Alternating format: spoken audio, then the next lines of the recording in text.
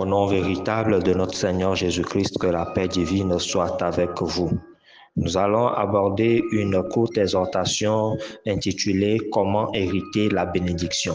Nous avons eu à lire dans Lisons ensemble 1 Pierre 3 du verset 8 au verset 17 et il plaît au Seigneur de mettre de l'accent sur le verset 9 où il est écrit « Ne rendez point mal pour mal ou injure pour injure. Bénissez au contraire, car c'est à cela que vous avez été appelés afin d'hériter la bénédiction. » Alors, comment hériter la bénédiction? Premier point, ne pas rendre le mal pour le mal ou injure pour injure. Vous vous rappelez que nous avons déjà enseigné que nous n'avons pas à nous venger parce que Dieu dit « à moi la vengeance, à moi la rétribution ». Alors nous devons lui confier le jugement afin de ne pas attrister le Saint-Esprit, mais évoluer car Dieu ne laisse rien impuni.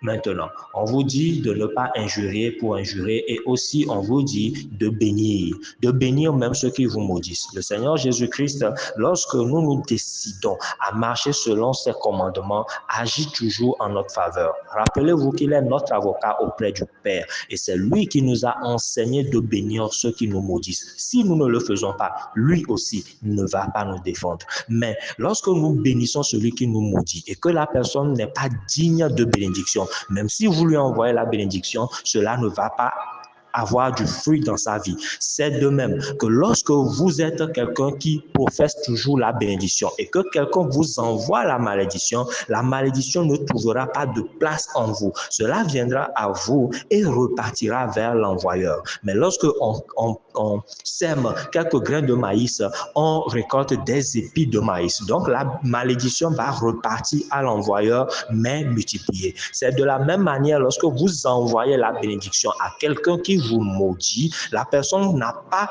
si la personne est dans le mal, la personne n'a pas de réceptacle à la bénédiction. Donc la bénédiction que vous lui avez envoyée, en fait, va vous revenir. Mais vous revenir comment? Béni et multiplié. Quand vous comprenez ceci, vous vous contenterez seulement de bénir toute personne qui vous fait du mal, toute personne qui vous maudit. Car c'est à la bénédiction que vous avez été appelé. C'est la bénédiction qui doit s'installer en vous. Donc, ne faites pas sortir de vous ce qui est mal, car en vous, la bénédiction doit résider afin que vous puissiez aussi hériter la bénédiction. Donc, votre responsabilité pour pouvoir hériter la bénédiction, c'est de bénir tout le monde, de bénir même ceux qui vous font du mal, car c'est votre moyen, c'est votre outil pour pouvoir hériter ce que Dieu a promis pour vous. Que Dieu vous garde. À la prochaine. Appelez-moi Sagesse.